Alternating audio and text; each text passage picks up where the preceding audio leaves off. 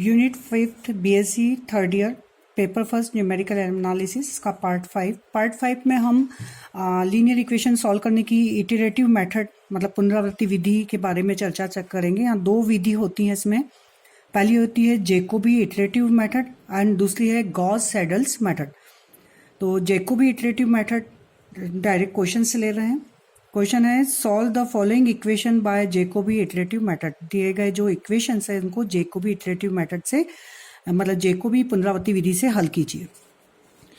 यही वाला क्वेश्चंस को मैं गॉस सैडल्स मेथड से सॉल्व करेंगे तो आपको दोनों में अंतर पता चलेगा कि दोनों में क्या डिफरेंस है।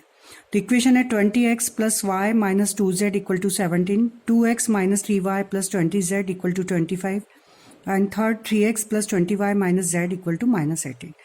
अब इन जो इक्वेशन को इसको हम इस फॉर्म में लिखेंगे तो यहाँ ध्यान रखेंगे कि हमारे जो डायगोनल कोफिशिएंट्स हैं वो large to compare other coefficient and do not vanish. मतलब हमारा जैसे x का कोफिशिएंट इस इक्वेशन में x का इसको हम x के लिए सॉल्व करेंगे क्योंकि इसमें x का कोफिशिएंट सबसे बड़ा है कि y का 1 है और यहाँ का -2। इसको सॉल्व करेंगे हम z के लिए क्योंकि यहाँ पर x का कोफिशिएंट 2 है, y का -3 है एंड z का 20। तो इसके लिए सॉल्व करेंगे z के लिए तो z इक्वल टू समथिंग और इसको हम करेंगे इसमें y का कोफिशिएंट लार्ज है। तो यहाँ पर इसको पहले x के लिए फिर यहाँ y ले लेंगे मतलब सेकंड नंबर पर इसको अरेंज कर लेंगे, इसको थर्ड पर z के लिए ले लेंगे। तो किसको किस तरह से हम लिखेंगे, लिखिए x इक्वल टू 1/20। मतलब ध्यान रखना है हमें कि जिसके लिए हम इसको सॉल्व कर रहे हैं उसका कोफिशिएंट सबसे बड़ा होना चाहिए उन इक्वेशन में। तो यहाँ x equal to 1/20, 17 minus y plus 2z, y equal to हो जाएगा 1/20 minus 18 minus 3x plus z and z equal to 1/20 25 minus 2x plus 3y। इस तरह से हमने तीनों इक्वेशन को रीअरेंज करा है। पहली इक्वेशन को x के लिए, जो सेकंड वाली थी उसको z के लिए था तो उसको थर्ड नंबर पर लिख दिया और थर्ड वाली को y के लिए था तो इस तरह से अरेंज करा। इसको हम डालेंगे 1। अब हम इनिशियल अप्रोक्सीमेशन लेंगे। यहाँ पर इनिशियल अप्रोक्सीमेशन मतलब प्रारंभिक सन्निकटन। तो इसमें x बराबर 0, y बराबर 0 और z बराबर 0 रखा जाता है। तो जो हमें मिलेगा x बराबर 0, y बराबर 0, z बराबर 0 इक्वेशन 1 में हम पुट करेंगे इन वैल्यू को तो हमें मिलेगा फर्स्ट अप्रोक्सीमेशन। और फर्स्ट अप्रोक्सीमेशन या फर्स्ट इटरेशन तो उसको लिखेंगे x ऊपर 1 लिखेंगे इस तरह से ब्रैकेट में। मतलब ये first approximation y1 and z1 ये फर्स्ट अप्रोक्सीमेशन होगा। x1 निकालने के लिए जो हमारी ये इक्वेशन है इसमें 1/20 इस तरह से लिखा, इसमें y बराबर 0 और z बराबर 0 पुटअप करा तो ये मिलेगा 70/20 मतलब 0.85।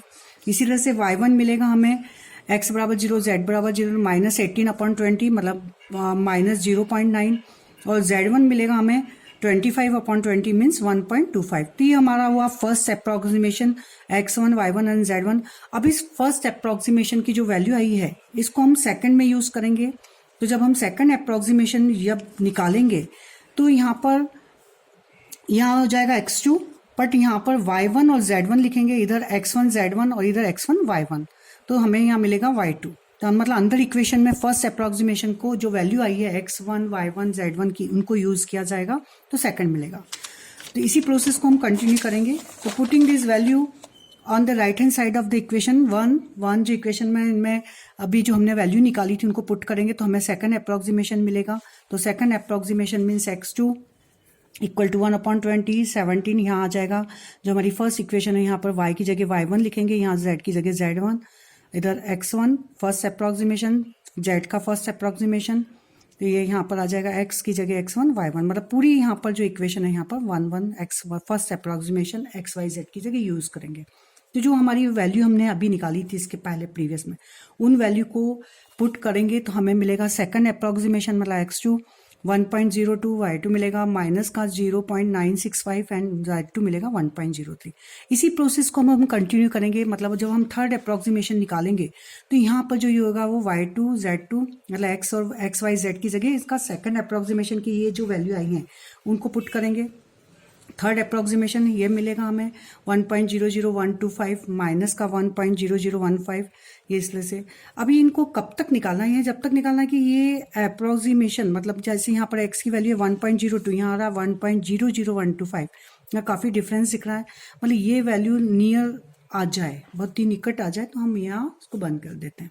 अब फोर्थ और निकालेंगे हम, फोर्थ निकालेंगे सेम इसी मेथड से। तो यहाँ पर हम रखेंगे थर्ड अप्रोक्सीमेशन, तो वो x4 मिलेगा हमें 1.004, y4 मिलेगा माइनस का 1.00025 एंड z4 मिलेगा माइनस का 0.9965।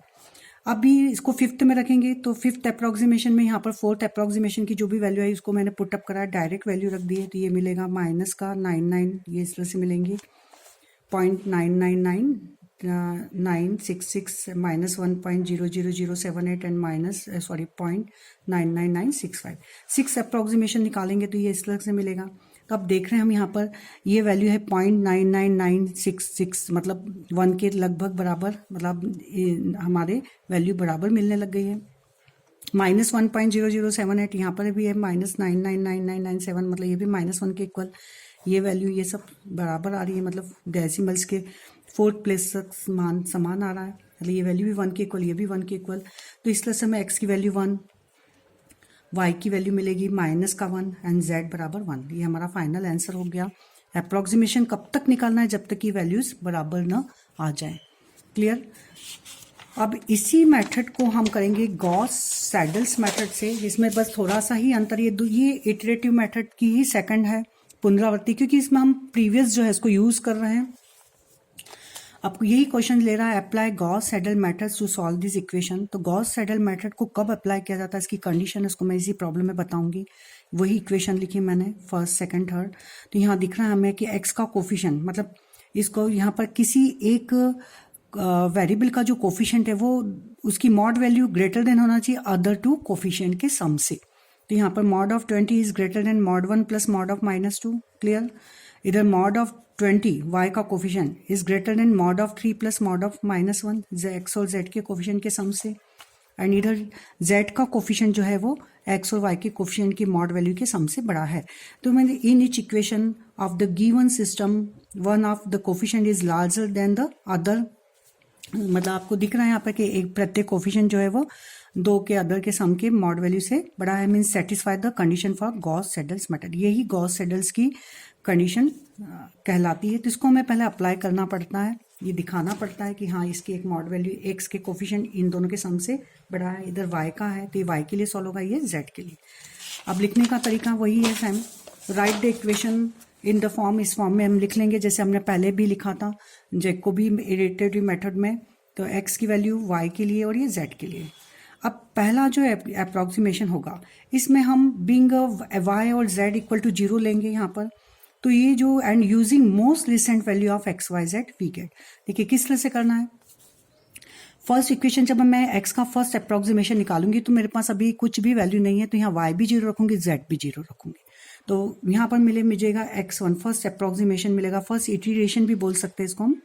तो मिलेगा 1/20 70 y0 z0, y0 z0 मतलब y बराबर 0 और z बराबर 0 का, तो ये हो गया 70/20 मीन्स 0.8500। अब ध्यान रखिए इसमें क्या अंतर है। अब y1 जब निकालेंगे तो y1 में यहाँ पर है -18 -3x एंड z। तो z की वैल्यू अभी मेरी रिसेंट नहीं निकली है तो z बराबर 0 होगा, बट x का अभी मैं फर्स्ट अप्रोक्सीमेशन निकाल चुके हैं तो x को रिप्लेस करेंगे हम x1 से। क्लियर? फर्स्ट अप्रोक्सीमेशन, z का फर्स्ट अप्रोक्सीमेशन निकला नहीं है तो z0 ही आएगा। क्लियर? तो इक्वेशन में ध्यान रखिए इसमें रिसेंट वैल्यू को यूज किया जाता है, तो यहाँ x1 आ जाएगा, z का नहीं निकला तो z0 ही रहेगा। तो x1 मतलब फर्स्ट अप्रोक्सीमेशन यहाँ पर इसकी जगह 0.8500 रखेंगे, ये लिखा। तो ये जो y1 y का फर्स्ट अप्रोक्सीमेशन ये वैल्यू आएगी -1.0275। क्लियर? अब जब हम z का फर्स्ट अप्रोक्सीमेशन निकालेंगे तो हमारी इक्वेशन है 1/20 25 -2x एंड 3y। तो यहाँ x का हम फर्स्ट अप्रोक्सीमेशन निकाल चुके हैं, ये तो x की जगह x0 नहीं रखेंगे, यहाँ रखेंगे x1 रिसेंट वैल्यू। y का भी हम फर्स्ट अप्रोक्सीमेशन ये निकाल चुके हैं तो यहाँ पर x1 और y1 यूज होगा। क्लियर? तो z का जब फर्स्ट अप्रोक्सीमेशन जब निकालेंगे तो इसमें x0 y0 नहीं होगा, इसमें x1 y1, क्योंकि रिसेंट वैल्यूज के जो पहले जो निकाल चुकी वैल्यू उसको यूज किया जाता है। तो यहाँ से इसको इनकी वैल्यू रखेंगे ये और ये यहाँ पर, तो हमें 1.0109 मिलेगा। तो इस तरह से हमारा फर्स्ट अप्रोक्सीमेशन हुआ। इसी तरह से जब हम सेकंड अप्रोक्सीमेशन निकालेंगे, सेकंड इटरेशन भी बोलें तो x2। अब x2 में वही इक्वेशन, फर्स्ट इक्वेशन में 1/20, चूंकि 17 माइनस वाई प्लस 2z, तो y और z की रिसेंट वैल्यू मतलब फर्स्ट अप्रोक्सीमेशन हम निकाल चुके हैं, तो यहाँ पर y1 z1 आ जाएगा। y1 z1 की जो भी वैल्यू है वो रख देंगे तो ये वैल्यू आएगी। जब y2 सेकंड अप्रोक्सीमेशन निकालेंगे तो यहाँ पर ध्यान रखिए 1/20 minus 18 minus 3x plus Z, तो x की फर्स्ट अप्रोक्सीमेशन से पहले रिसेंट, अब यहाँ x2 निकल चुका है सेकंड, तो यहाँ सेकंड यूज होगा। z का सेकंड नहीं निकला है तो z का z1 यूज होगा। क्लियर, ये रख दिया। इस तरह से ये वैल्यू आ जाएगी, z1 की वैल्यू जो भी फर्स्ट अप्रोक्सीमेशन फिल और x की सेकंड अप्रोक्स, इसको यूज करेंगे तो ये आंसर आएगा।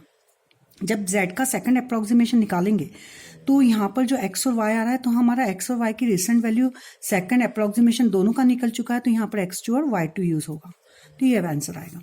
इसी तरह से देखिए थर्ड अप्रोक्सीमेशन, तो देखिए यहाँ पर वैल्यू आ रही है x की 1.0025, ये आ रही है माइनस का 0.998 और माइनस 9998। अब हम जब इसकी वैल्यू निकालेंगे थर्ड में y और z की जगह सेकंड अप्रोक्सीमेशन निकल चुका है रिसेंट, तो इसको यूज करेंगे। जब y का थर्ड निकालेंगे तो x का चूंकि थर्ड निकल चुका है तो x3 और z का सेकंड यूज करेंगे, क्योंकि z का थर्ड अप्रोक्सीमेशन नहीं निकला है। और जब z का हम थर्ड निकालेंगे तो इसमें x का थर्ड और y का थर्ड दोनों निकल चुके हैं, तो यहाँ x का थर्ड y का थर्ड यूज होगा, तो ये आंसर आएगा। अब इसको हम इससे कंपेयर करेंगे। देखिए यहाँ पर 1.0025, यहाँ 1.00 मतलब लगभग बराबर ही आ रहा है 1 के इक्वल। ये माइनस 0.998 मतलब माइनस का 1, यहाँ -1 आ रहा है। ये 0.9998 मतलब 1 के इक्वल, ये 1 ही आ रहा है। तो आप अप्रोक्सीमेशन लगभग बराबर आ गया है। तो since the value in the second and third iteration being practically same दिख रही है हमें, तो we can stop this process. अब इस मैथ्रेक्टम को हम बंद कर देंगे एंड जो हमारा रिक्वायर्ड सॉल्यूशन हो जाएगा वो अगर x equal to 1, y equal to -1 and z equal to 1, ये हमारा अप्रोक्सीमेशन आ जाएगा। इस तरह से आपका Gauss saddles iteration method complete हुआ। अब इनमें कभी कभी रिमार्क्स भी पूछ लेते हैं कि इनमें क्या अंतर है। तो देखिए यहाँ पर रिमार्क फर्स्ट, जो Jacobi method is known as the method of simultaneous displacement, इसमें हम विस्थापन कर रहे थे एक के बाद एक, जबकि गॉस में हम जो कर रहे थे मेथड सक्सेसिव डिस्प्लेसमेंट, मतलब उत्तरोत्तर, मतलब उसके पहले जो हमने निकाला था उसको यूज कर रहे थे। तो जैकोबी साइमल्टेनियस डिस्प्लेसमेंट होता है, इस मेथड को इस नाम से जान लेते हैं, और गॉस सैडल मेथड को सक्सेसिव डिस्प्लेसमेंट, उत्तरोत्तर विस्थापन के नाम से भी जाना जाता है।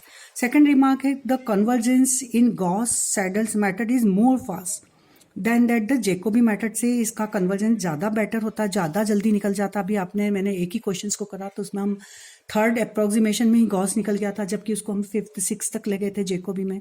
ये ज़्यादा फास्ट चलता है, क्योंकि इसका reason since Gauss Seidel method में हम मोस्ट करंट अप्रोक्सीमेशन, मतलब करंट अप्रोक्सीमेशन वैल्यू को यूज़ करते हैं, जस्ट सक्सेसिव वाली यूज़ किया जाता है, इसलिए इसका जल्दी निकलता है।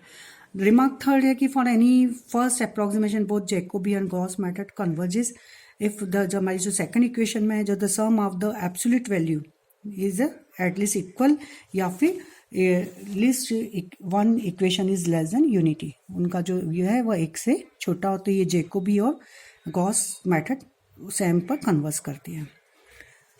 अब इस तरह से आपका जो यूनिट 5th का जो लीनियर इक्वेशन को सॉल्व करने की जो मेथड है, पहली थी आपकी मेथड जो है वो है आपका एक तो इटरेटिव मेथड, और उसके पहले जो थी आपकी